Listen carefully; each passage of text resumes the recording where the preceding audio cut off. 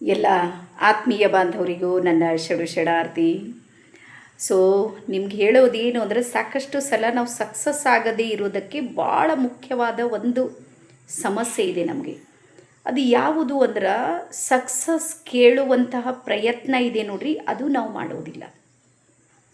Example ಹೇಳಬೇಕಂದ್ರೆ, success ಏನು ಹೇಳುತ್ತೆ ಅಂದ್ರೆ, ದಿನಕ್ಕೆ ಇಷ್ಟು ಆರ್ ನೀನು ಸ್ಟಡಿಯನ್ನು ಮಾಡುವಂತೆ ಸ್ಟೂಡೆಂಟ್ಸಿಗೆ, ಆವಾಗ ನಾನು ನಿನಗೆ ಕನೆಕ್ಟ್ ಆಗ್ತೀನಿ ಅಥವಾ ಸಕ್ಸಸ್ಗೆ ಸಪೋರ್ಟ್ ಮಾಡ್ತೀನಿ. ಆದರೆ ಇಲ್ಲೇನಾಗುತ್ತೆ, ಸ್ಟೂಡೆಂಟ್ಸು ಬರೀ ಸಕ್ಸಸ್ ಆಗಬೇಕಂತ ಯೋಚನೆ ಮಾಡ್ತಾರೆ, ಪ್ರಯತ್ನದಲ್ಲಿ ಕೊರತೆ ಇರುತ್ತೆ, ಅಲ್ಲಾಗೋದಿಲ್ಲ.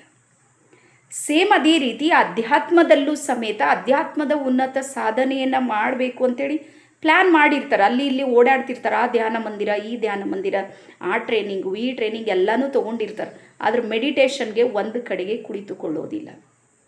ಹಾಗಾಗಿ ತಾವೆಲ್ಲರೂ ಸಮೇತ ನೆನಪಿಡ್ರಿ, ಯಾವ ವ್ಯಕ್ತಿ ನಿಯಮಾನುಸಾರ ಸಾಧನೆಯನ್ನು ಮಾಡ್ತಾ ಇರ್ತಾನೆ ನೋಡ್ರಿ, ಅವನು ಯಾವಾಗಲೂ ಸಕ್ಸಸ್ ಆಗ್ತಾನೆ. ಹಾಗಾಗಿ ಸಕ್ಸಸ್ ಆಗಬೇಕಂತ 100ರಲ್ಲಿ 99% ಜನ ಯೋಚನೆ ಮಾಡಿರ್ತಾರೆ.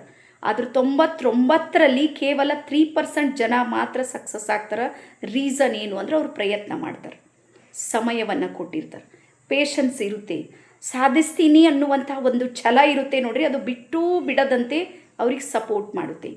ಆವಾಗ ಮಾತ್ರ ಅವ್ರು ಸಕ್ಸಸ್ ಆಗ್ತಾರೆ. ಸೊ ಹಾಗಾಗಿ ನೀವು ನಿಯಮದ ಮೇಲೆ ನಡೀತಾ ಇದ್ದೀರಾ ಇಲ್ಲ ಯೋಚನೆ ಮಾಡಿ.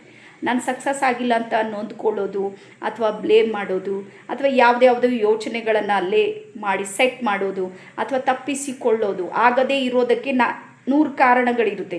ಬರೀ ಕಾರಣಗಳು ಹೇಳಿದರೂ ಸಮೇತ ಸಕ್ಸಸ್ ಆಗೋದಿಲ್ಲ.